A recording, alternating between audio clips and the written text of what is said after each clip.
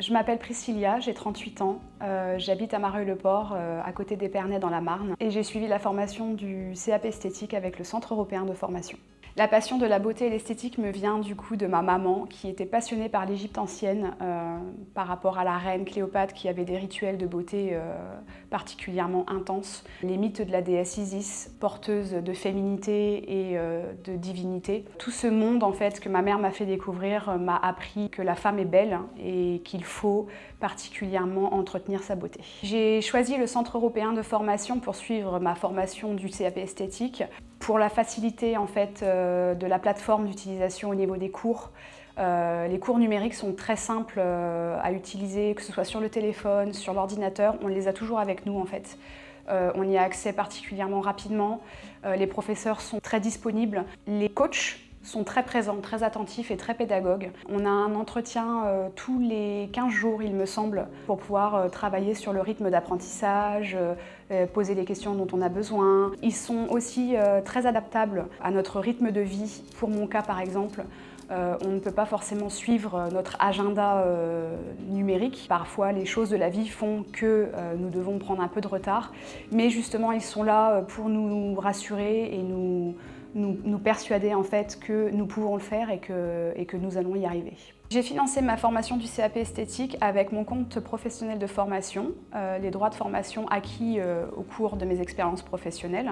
Je me suis rendue sur le site de l'État pour pouvoir remplir mon dossier et choisis donc le Centre européen de formation comme partenaire et donc école d'enseignement à distance. La plateforme est assez simple d'utilisation. Le Centre européen de formation peut vous accompagner et l'inscription est assez rapide. En 3 jours, pour moi, tout du moins, elle a été effective et j'ai pu accéder aux cours. Je souhaitais obtenir le diplôme du CAP esthétique à tout prix car pour moi c'est un métier qui nécessite des professionnels. On s'occupe de personnes qui ont besoin d'un bien-être corporel, qui peuvent parfois avoir des pathologies et je pense qu'il faut avoir une certaine maîtrise. Il est important en fait pour pouvoir proposer des prestations d'avoir été formé correctement, de pouvoir utiliser les bons produits et donc avoir les bonnes connaissances.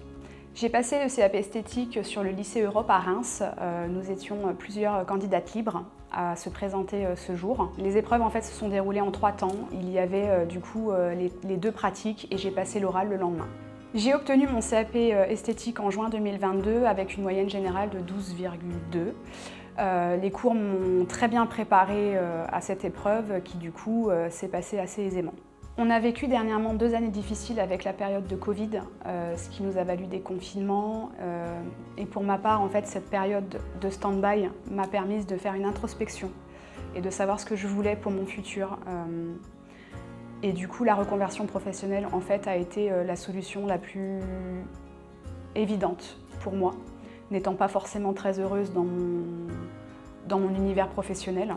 J'ai pour projet d'ouvrir mon institut basé sur la mythologie égyptienne d'ici 5 années pour pouvoir travailler à mon compte, pour pouvoir justement vivre de ma passion.